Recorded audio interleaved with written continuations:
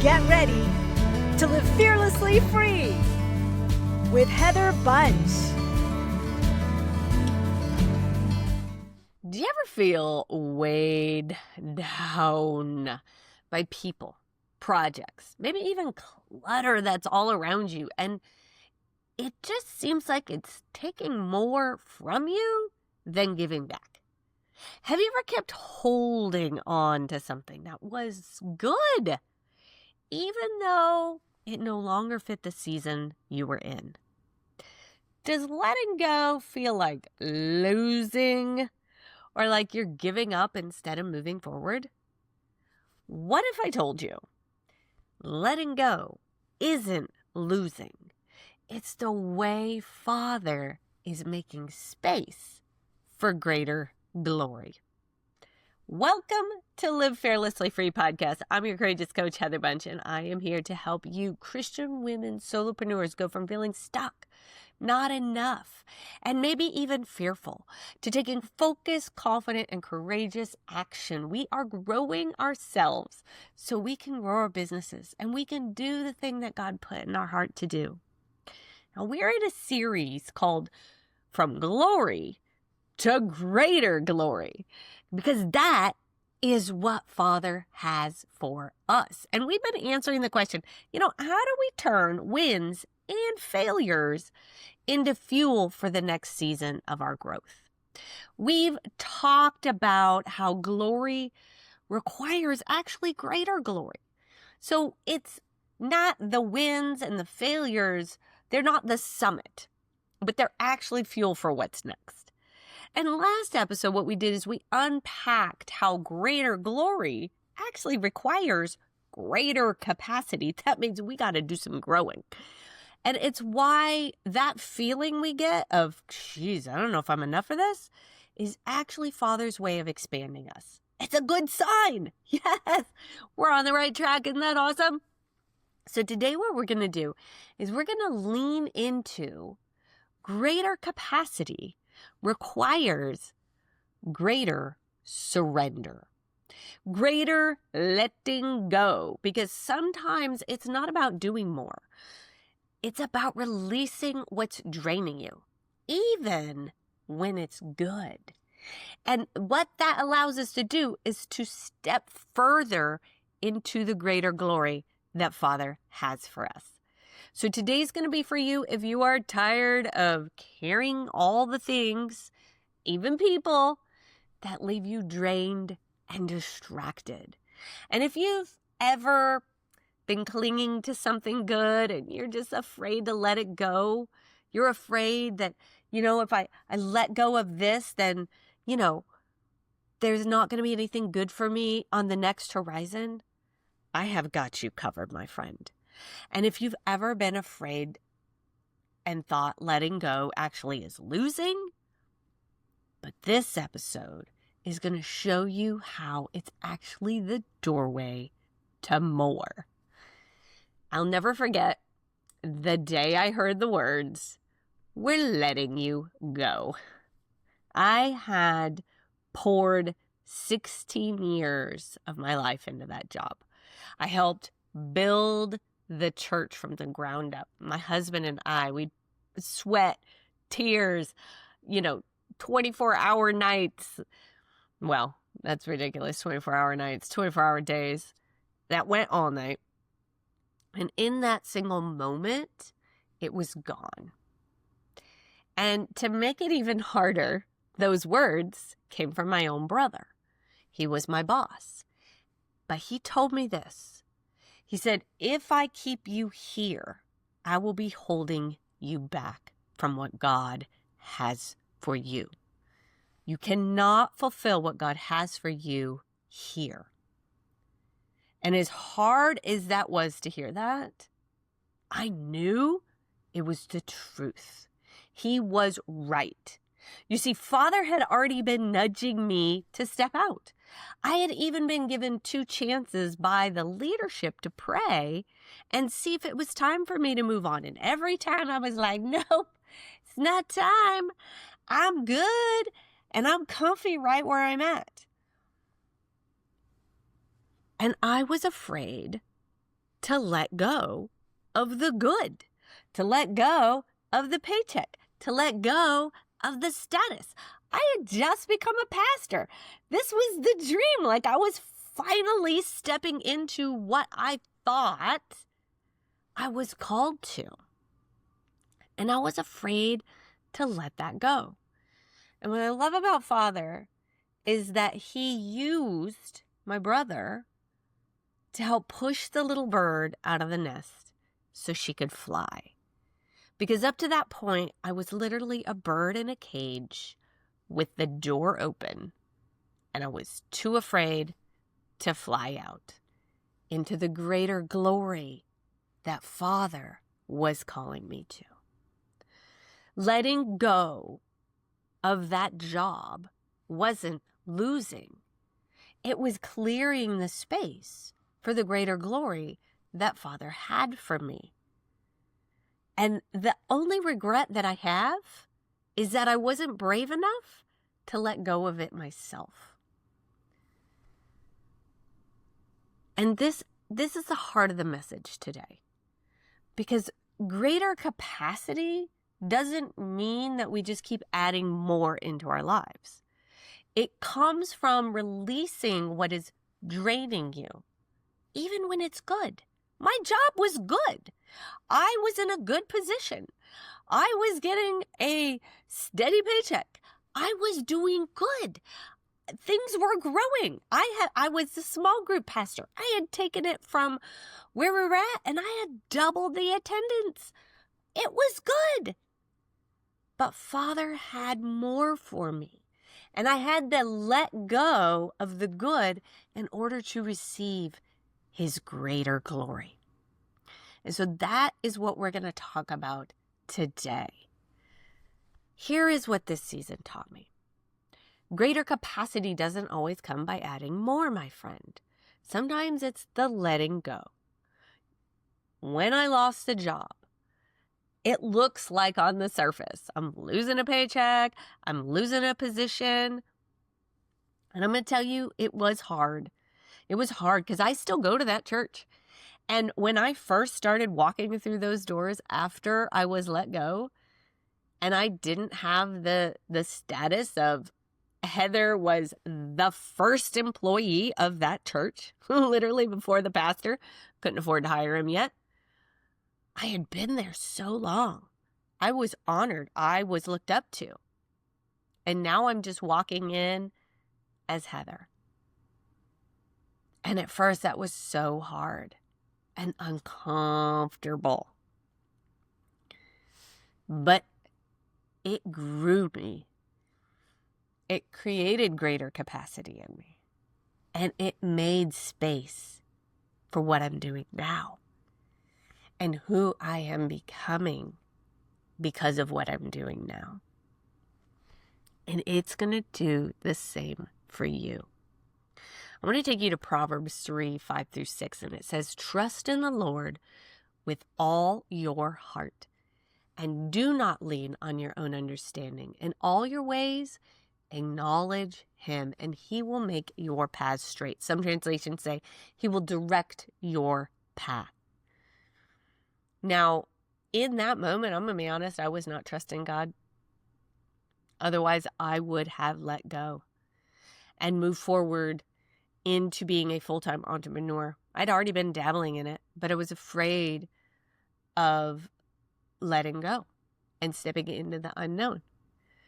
You know, I look at Jesus, and there he is. He's in the Garden of Gethsemane.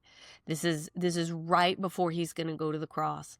Now, this is one of the worst deaths that you could ever experience. Not only that, of the physical pain, there was a pain that he knew was coming to be separated from his Father. He'd never been separated from his Father. He had always been in intimate connection with God. And he comes and he's like, hey, if there's any other way, make a way. But Jesus prayed this in Luke 22:42. Not my will, but yours be done. And through this scripture, and through, we're going to bring back our natural world of the Everest climb, and we're going to talk about David going back to the slopes of Everest. But in this, letting go of something that maybe looks helpful in the moment is making space for what is ahead for you. Letting go matters. Letting go is also not weakness. It's not loss. It is the way, this is the way, that Father makes room for us so that He can give us His strength and His strategy for our life, our business. Everything we do is part of this process of letting go, of this surrender. So how do we actually live this out? Let's break down 3 ways to let go that expands our capacity for greater glory, that allows us to step more fully into what God has for us. So number 1 is this. We got to let go of the drains. Oh, the drains. The drains are the things, and sometimes people, that pull and suck more out of us than they actually give back. They are weights. They weight us down and keep us from moving freely into the next season. Hebrews 12:1. This is NIV.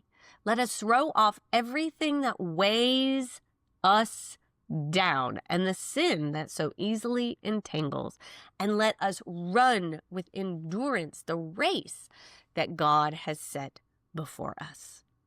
You know, when I think about this scripture, I think about when I was a kid, and we used to have these blackberry bushes behind our backyard. There was like a creek in our backyard, and along the edge of the creek, just blackberry bushes would just grow like crazy. And I get this idea. I'm like, I'm going to make a blackberry pie. Like, you know, I was in home ec at the time, and so I was learning to make pies, and I'm like, I'm going to make a blackberry pie. And so I go back there. I'm in junior high, and I get into the bushes. Now, I don't know if you have ever been in any kind of like bushes with thorns, but as soon as I got caught on one branch and tried to get off, another one behind me would catch me. And then I move and get out of that one, and oh gosh, I'm caught over here. And it was like this never-ending catching. It was entangling me and weighing me down. And I had to pull away from it in order to be free. Now, life can sometimes be like that. These drains are pulling at us, and they are sucking the life out of us.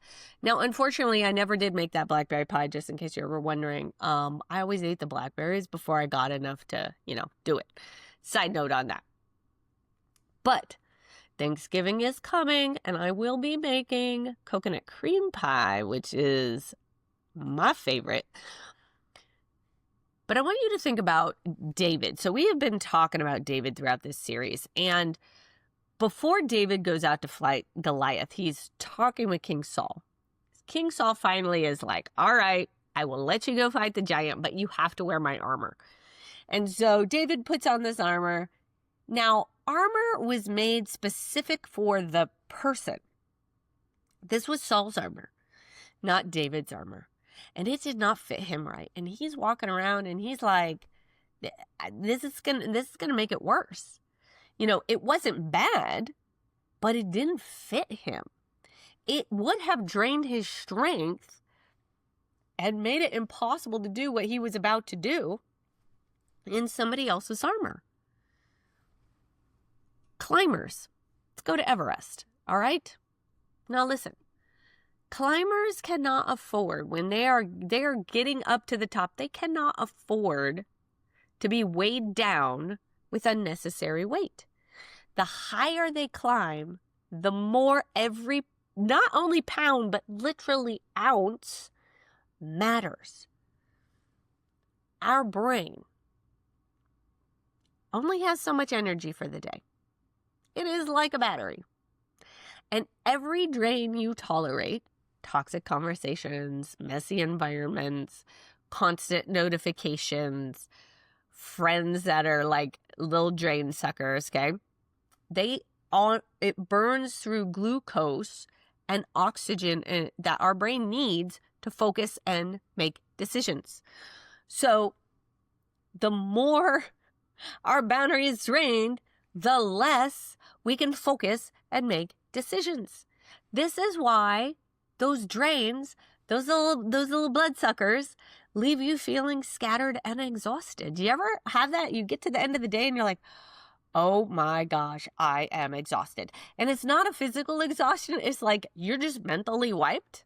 Have you ever been there? That's what I'm talking about. That is what happens to these little drains throughout the day, these little bloodsuckers. As solopreneurs, you might have that helpful friend. They just want to do coffee and chit chat, let's catch up. But they just spend the entire time just like unloading complaints. Drain. Maybe you've got the client who constantly pushes boundaries. You get the late night text or the endless one more thing requests. Maybe it's your workspace. Now, I'm going to be honest. Like what you see here looks clutter-free, does it not? If you look over here, over there, I'm a pile person, okay?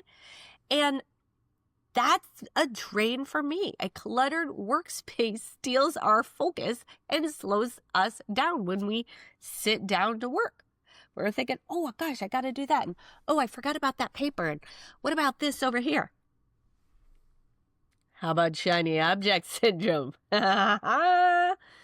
Jump into the next idea, a new course, a new strategy, instead of actually just sticking with what's working.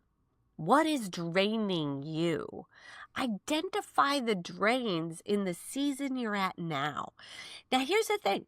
Something that worked for you in one season may be a drain in this season. There may be a networking event you go to that it was a blessing when you started going. But you know what? Right now, it's actually not producing the fruit that you want, and it's actually a drain for you.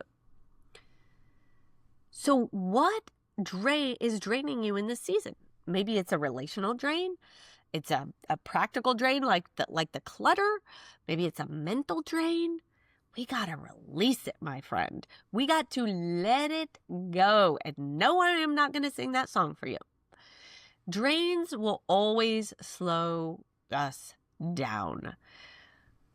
But the next letting go we're going to talk about takes even more courage, because it's not always about the bad. Those drains can feel bad, but we're about to release something good so we can make space for something greater. So number 2 is this: let go of the good for greater. Sometimes the hardest thing to release is not the drain, but it's the good. That program sold okay. The habit that once worked for you. The opportunity that looks smart. This is logical. I should do this. It takes faith to let go of the good so we can let Father give us greater. John 15:2, and I love John 15. This is one of my favorite chapters in the Bible.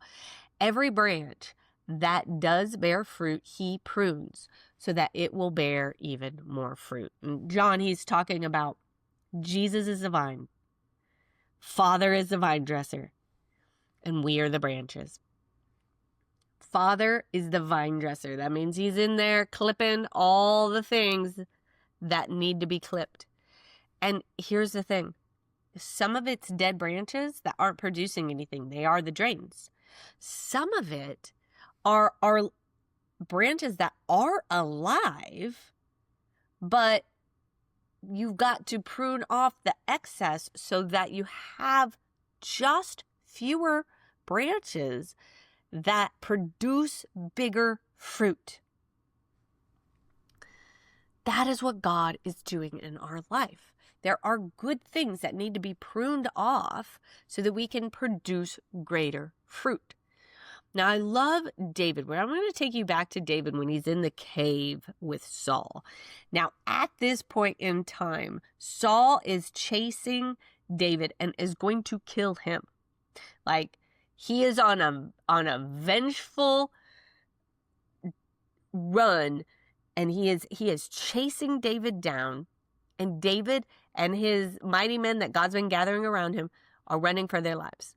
Now, David's hanging out in a cave, and Saul didn't realize this, but he comes into the cave to use the restroom, by the way. And David's servant is like, "Hey, man, God just gave you Saul right into the palm of your hand." David had a chance to shortcut his way to the throne because David was already told he is going to be king. He was anointed to be the next king of Israel.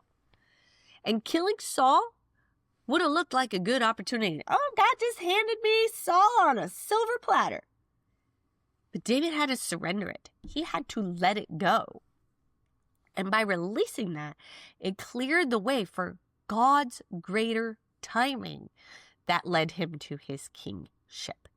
Not because he killed the king, but because God brought him to that place in the right timing. And David was a king that God said, "This is a man after my own heart."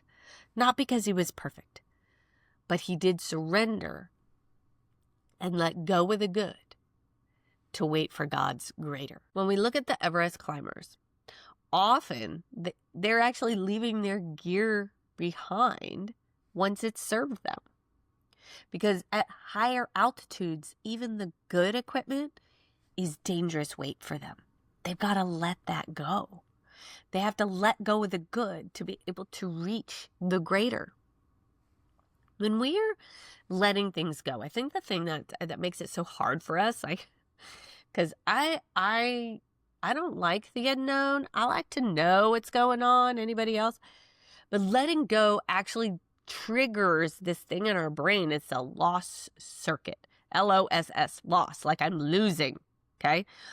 It's the same circuit that actually processes our physical pain. That's why it actually feels like it hurts.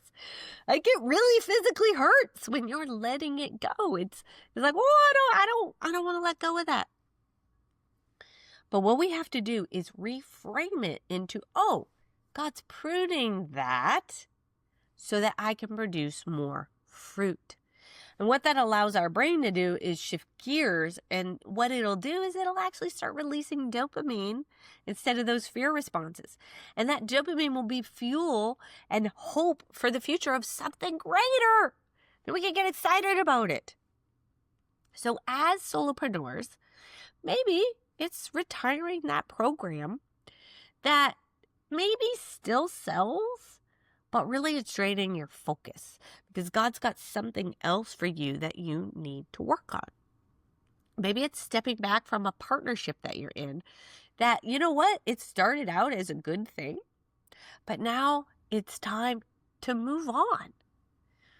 Maybe it's releasing the safe client, but that client isn't actually aligned with who you're called to reach or what you're called to do. And what it'll do is it'll make space for you to serve the clients you are supposed to be serving. So what good thing are you holding on to that's crowding out the greater Father wants to grow you into? Ask yourself, what good thing am I holding on to that's crowding out the greater Father wants to grow in me? What is that? Now, letting go of the good is hard. It is not easy, which is why we need a simple practice to be able to actually do it without spiraling into fear and second guessing and the doubt and the I'm not sure. Okay.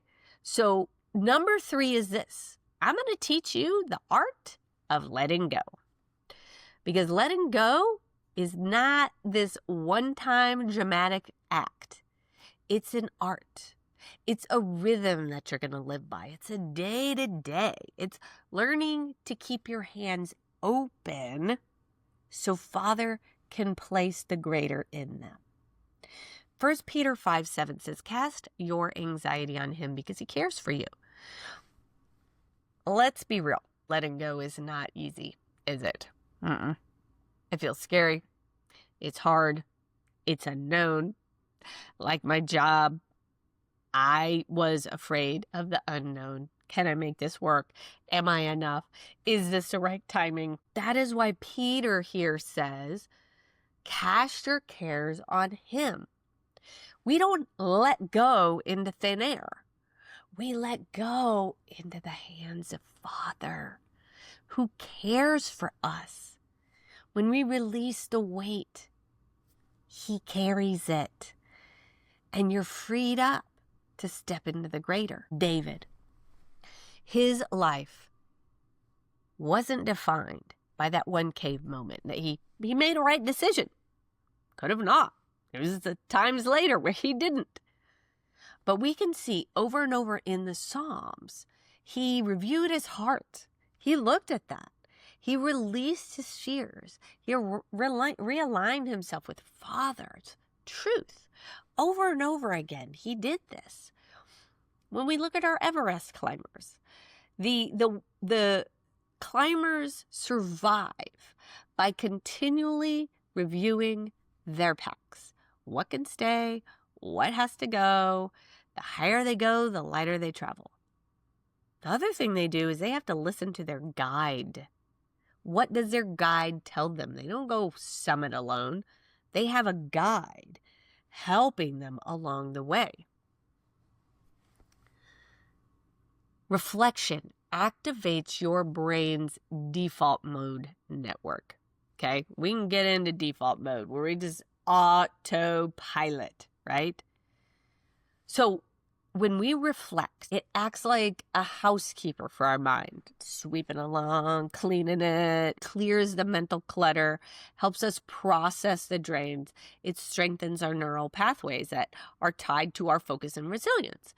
So what we have to do is we have to review so that we don't repeat the old patterns. It's easy to stay connected to the drains. It's easy to keep the good instead of letting go to the greater. So we have to keep looking at, hey, what do I need to let go of? What do I need to surrender? Because you know what? It's going to be different in every season. All right, let me give you some practical steps. This week, I want you to practice the art of letting go with these 3 simple steps. Number 1, review it. Set aside 15 minutes. You could do more if you want, but look back over your week. Ask yourself, what drained me? What energized me? What was only good? And what could be greater? Write it down so you can clearly see it. Number 2 is this, release it. Take what you wrote, hand it over to God. Pray, Father, I give you these drains, even the good things. Tell him what it is that you're releasing, that you're letting go of. I'm releasing these things that I've been holding on to tightly. I trust you to make space for the greater that you have ahead for me. And number 3 is this, realign it. Take one action that proves you're releasing. Listen, cancel the coffee date that always leaves you empty. Close the laptop earlier to reset. Retire the offer. Let the client go that no longer fits. It's okay.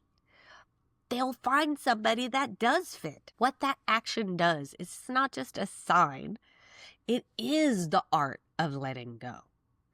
Letting go isn't just a theory. It's literally letting it go. So you've got to act on it, realign it. If letting go feels like losing, my friend, remember this. It's actually allowing you to make room for Father's greater glory. Let's recap. Let go of the drains, the people, the projects, the habits that weigh you down, that steal your energy and steal your joy. Let them go. Lighten your load so you can keep climbing. The second thing is this.